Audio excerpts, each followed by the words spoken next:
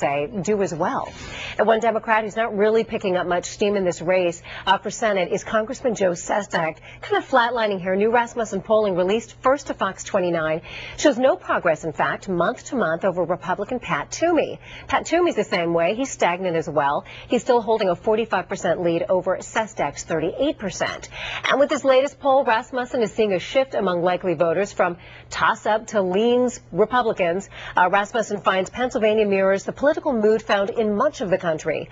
Voters are really pessimistic. They're very vocal about this. They're not optimistic at all about the economy. They're also critical of government's recent actions on health care and immigration. You've heard these arguments. They have been talking about them. You know, the face of that health care reform and other unpopular legislation has really been Nancy Pelosi. Her face has been put on this. Even Congressman Sestak is trying to distance himself from her, in a way, disputing claims that he votes with her nearly 100% of the time.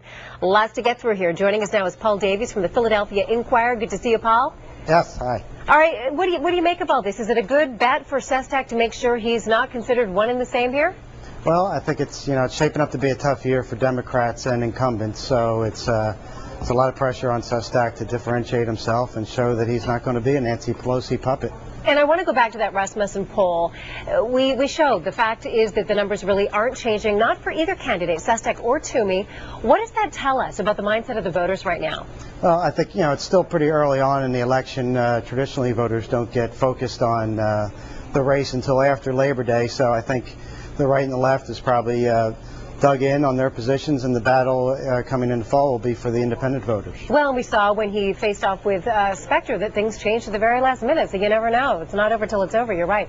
Who would you say, though, is on the right side of the issues, meaning the majority of voters and what they're concerned about? Who's hitting home better than the other one? Well, I think voters are nervous about the economy. They're nervous about jobs. They're losing confidence in the job that the Obama administration is doing. So I would say that probably favors Toomey right now. But like you said, it's really pretty early on in the race. And Sestak, he was well behind against Specter and did come back.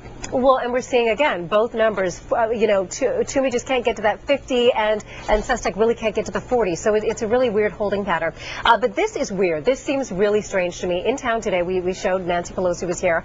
She didn't speak in public. I mean, a city this blue, you would think she would have spoken of all places. Yeah, I don't know that she connects well with people in Pennsylvania and even in Philadelphia. I mean, she's from San Francisco. She's from the far left, so it's a double-edged sword with her. You're never, as much as she brings, she also detracts. Excuse me. And she was with someone, obviously, the vice president, who is from this area, and he does connect well with a lot of folks around here. He was calling Pelosi things like the mother of health care and the most powerful person in American politics. What was he trying to do there?